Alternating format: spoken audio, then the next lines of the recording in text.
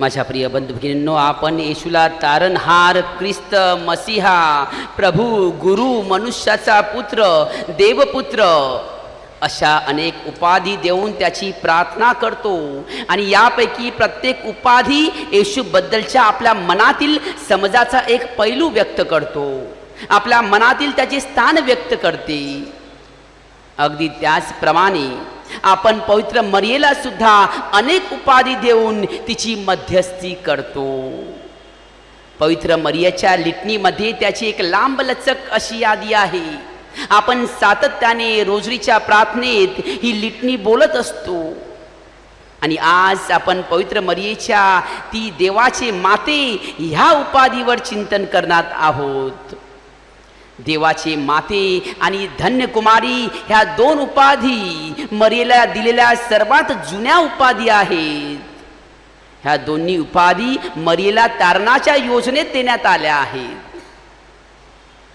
5व्या शतकात मरियेला देवाची आई नाही तर येशूची आई म्हणायला हवे, यावरून गैरसमज आणि वादविवाद निर्माण झाला होता, ज्यामुळे इसवी सन 431 मध्ये इफिससच्या काउन्सिलमध्ये शेकडो बिशपांची बैठक झाली, ज्याने स्पष्ट केले की पवित्र मरियेला देवाची आई ही पदवी देणे खरोखर योग्य आणि रास्त आहे, कारण आपला एकच देव आहे, मानवी स्वभाव आणि दैवी स्वभाव असलेला येशू।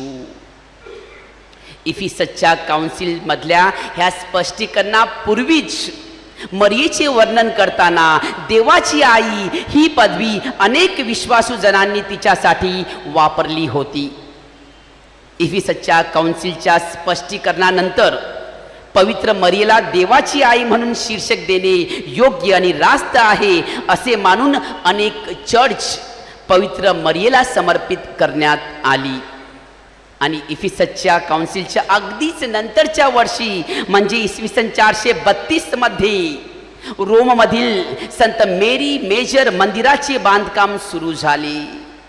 ही बसिलिका आज जगभरातील यात्रेकरूंसाठी मारियन म्हणजे मरियेचे देवस्थान म्हणून जगातील पहिले महत्त्वाचे महामंदिर आहे। माझ्या प्रिय बंधू भगिनींनो, 1970 मध्ये पोप पॉल 6वे यांनी 1 जानेवारी ह्या दिवशी देवाची माता मरिया ह्या सोहळ्याची सुरुवात केली। धन्य कुमारी मरियेच्या भक्तीविषयी मारियालिस कुल्तुस ह्या त्यांच्या विश्वपत्रकात त्यांनी लिहिले आहे की रोम शहरातील प्राचीन धार्मिक विधींच्या अनुषंगाने 1 जानेवारीला नियुक्त केलेला मरियेचा हा उत्सव मरियेने तारणाच्या रहस्यात बजावलेल्या महत्त्वपूर्ण भूमिकेचे स्मरण करण्यासाठी आहे। ही घटना मरियेचे देवाच्या तारण योजनेतील स्थान किती महत्त्वाचे आहे हे अधोरेखित करते। देवाची आई आपल्या बऱ्याच कॅथलिक विश्वासू जनाप्रमाणेच आपणाला हे जाणून घ्यायची आहे की पवित्र शास्त्रामध्ये बायबलमध्ये देवाची आई या पदवीचे समर्थन करण्यासाठी स्पष्टीकरण दिले आहे का? होय, पवित्र शास्त्रात अशी अनेक विधाने आहेत जी आपल्याला ह्याची पार्श्वभूमी देतात। माझ्या प्रिय बंधू भगिनींनो, जुन्या कराराचा कोश हा अतिपवित्र मानला जात होता। या पवित्र कराराच्या कोशात मान्ना, अहरोनाची काठी आणि 10 आज्ञांच्या 2 दगडी पाट्या होत्या। जर परमेश्वराने दिलेल्या वस्तू इतक्या प्रिय असतील तर परमेश्वराने पृथ्वीवर जन्म घेण्यासाठी जे उदर निवडले ते नक्कीच अतिपवित्र असेल। तर परमेश्वराने पृथ्वीवर जन्म घेण्यासाठी उदर नक्कीच पवित्र असेल। असे असले तरी येशू हा देवपुत्र होता आणि त्याने मरियेच्या पोटी जन्म घेतला, तर मग आपण मरियेला येशूची आई म्हणायला हवी, मग ती देवमाता कशी? माझ्या प्रिय बंधू भगिनींनो, पॉलने गलतीकरांस लिहिलेल्या पत्राचा एक उतारा त्याच्या सुरुवातीच्या काही पत्रांपैकी एक आहे। जो येशूच्या नंतर सुमारे 2 शतकानंतर आणि शुभवर्तमान लिहिण्याआधीच लिहिलेला होता. ह्या उतार्यात आपण ऐकतो गलतीकरांस पत्र अध्याय 4 वचन 4. ह्यात आपण ऐकतो की काळाची पूर्तता झाली तेव्हा देवाने आपल्या पुत्राला पाठविले. तो स्त्रीपासून जन्मलेला नियमशास्त्रा अधीन असलेला असा जन्मलेला होता.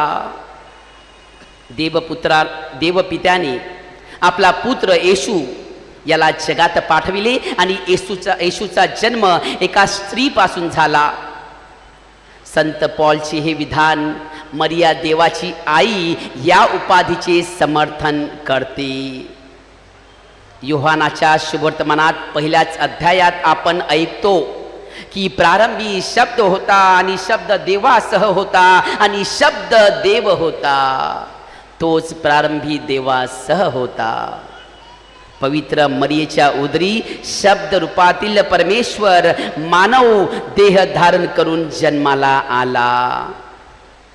माझ्या प्रिय बंधू भगिनींनो, देवाची आई या पदवीचे समर्थन करणारे पवित्र शास्त्रातील आणखी एक उपयुक्त विधान लूकच्या शुभवर्तमानामध्ये आहे. जेव्हा मरिया अलिशिबेला भेट देते, देवदूतांनी संदेश दिल्यानंतर मरिया तिची मावस बहीण अलिशिबा हिला भेटायला घाईघाईने गेली. आणि आपणा सर्वांस माहीत आहे की अलिशिबा तिच्या अभिवादनात म्हणाली, माझ्या प्रभूच्या मातेने माझ्याकडे यावे, हा मान मला कोठून. अलिशिबा मरियेला म्हणते, माझ्या प्रभूच्या माता. माझ्या प्रिय बंधू भगिनींनो, अलिशिबा मरियेला अनेक नावाने बोलू शकली असती, मरिये, ताई, अक्का किंवा अजून इतर काही नाव, परंतु अलिशिबा मात्र तिचा उल्लेख माझ्या प्रभूची माता, देवमाता अशा शब्दांत करते. योहानाच्या शुभवर्तमानात अध्याय 10 वचन 30 म्हणते, मी आणि पिता एक आहोत. प्रभू येशू ख्रिस्त पवित्र त्रैक्यातील एक व्यक्ती, पिता, पुत्र आणि पवित्र आत्मा एकच परमेश्वर, एकच देव आहे असे आपण सर्वच ख्रिस्ती श्रद्धावंत मानत आहोत. आणि परमेश्वराचे मानवी रूप येशू ख्रिस्त याचा जन्म पवित्र मरियेच्या उदरी झाला. म्हणजेच पवित्र मरिया ही देवाची आई बनली. येशू हा पवित्र त्रैक्यातील दुसरी व्यक्ती. जर येशू हा देव आहे तर मग पवित्र मरिया ही नक्कीच देवाची आई आहे. देवाची आई ही पदवी येशूबद्दल काय सांगते? जेव्हा आपण मरियेला देवाची आई म्हणून गौरवितो, याचा अर्थ आपण येशूमध्ये मानवत्व आणि देवत्व एकरूप झाले आहे हे मान्य करतो. वेगळा मानवी येशू आणि वेगळा दैवी येशू नाही, तर मानवी स्वभाव आणि दैवी स्वभाव असलेला येशू आहे. एकच येशू आहे, खरा देव आणि खरा मनुष्य.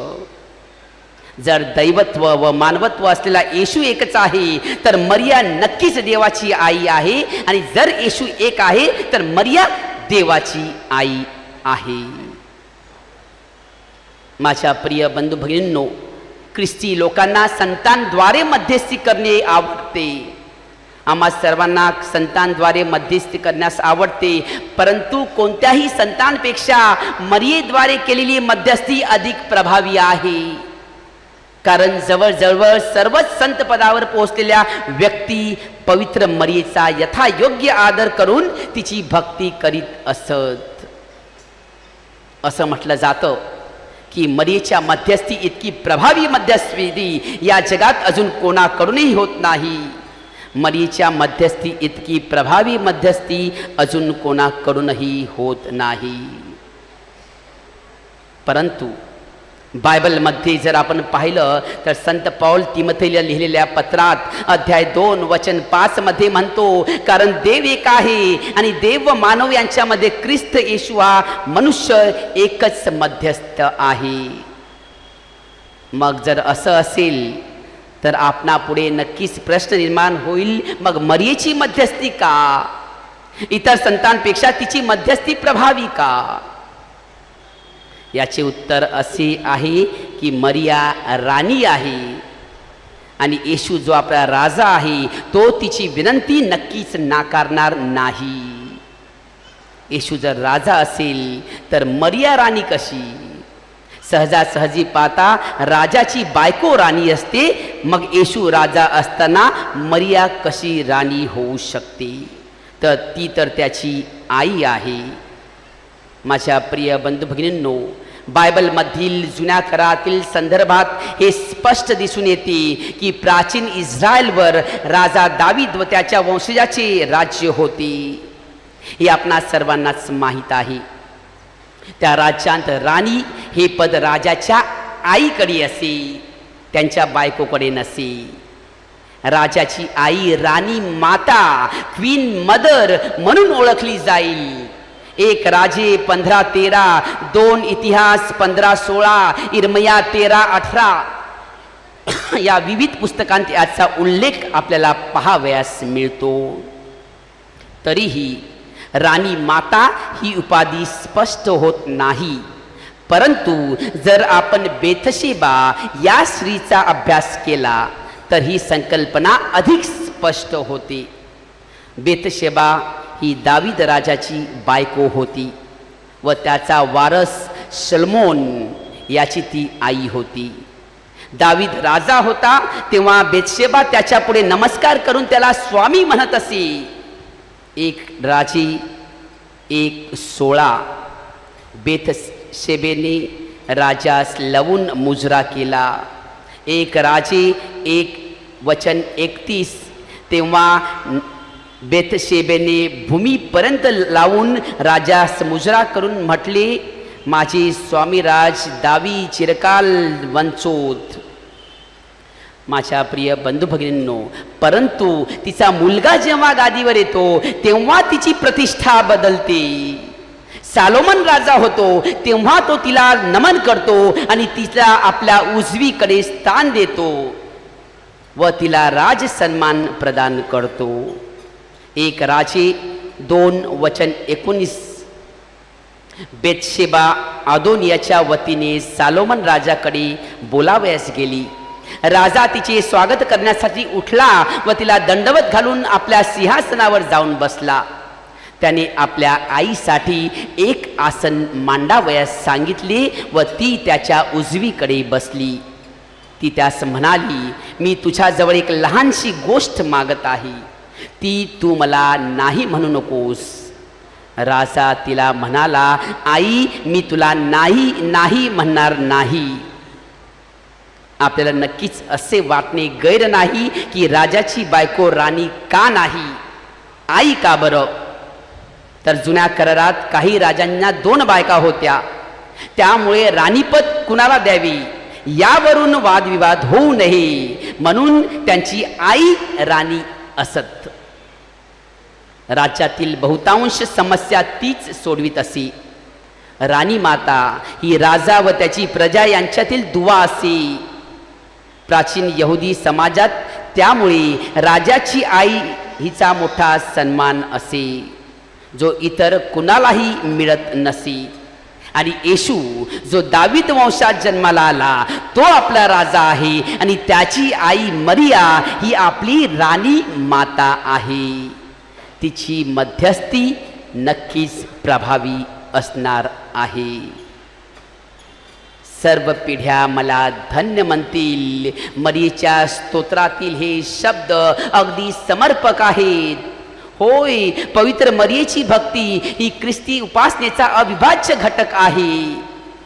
ख्रिस्त सभा विशेष भक्तीसह कुमारी मातेचा सन्मान करते. अगदी प्राचीन काळापासून पवित्र मरिया देवाची आई म्हणून तिचा सन्मान केला जातो. तिच्याकडे भाविक त्यांच्या गरजेत व संकटात रक्षणासाठी याचना करतात. संत लुईस म्हणतात, परमेश्वराचा पुत्र आपल्या तारणासाठी मानव झाला, परंतु फक्त मरियेमध्ये आणि मरियेद्वारे.